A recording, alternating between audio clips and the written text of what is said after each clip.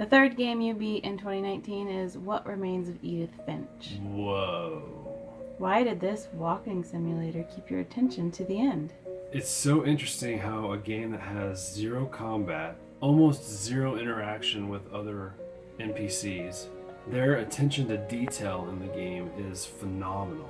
Where just walking into the whole game tries to communicate a story based upon objects that you find in people's bedrooms, and it's absolutely astounding the level of detail they go into to try to recreate, to try to get you to think about, oh, what happened here. You wanted to look at the bookshelves, you wanted to see what books they had on their shelf, you wanted to look at what posters were hanging on their walls.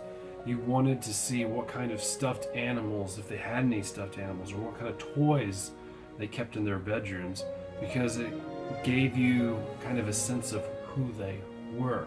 It's unlike anything I've ever played, and it's interesting to me that the whole game came into concept off of the one quote in the game where it was like, and suddenly I was a shark.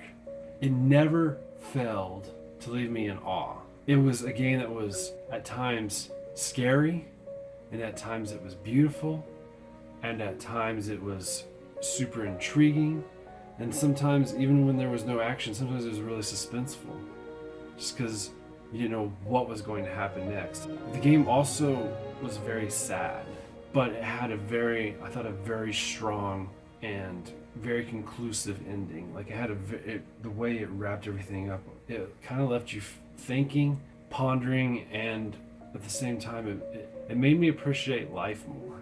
It's a game that you have to experience.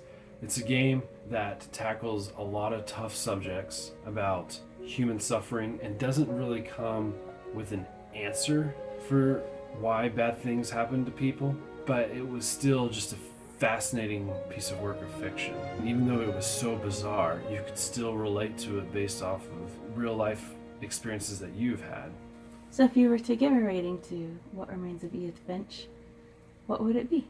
I don't think other people would get as much enjoyment as I did out of it. I think only a select type of people would really enjoy What Remains of Edith Finch. So I couldn't recommend it to everyone. So if with that being the case, I'd probably give the game like a 9.2. It's a game that I really enjoyed because of its nuances. I think it's too esoteric in the type of audience that it's trying to capture.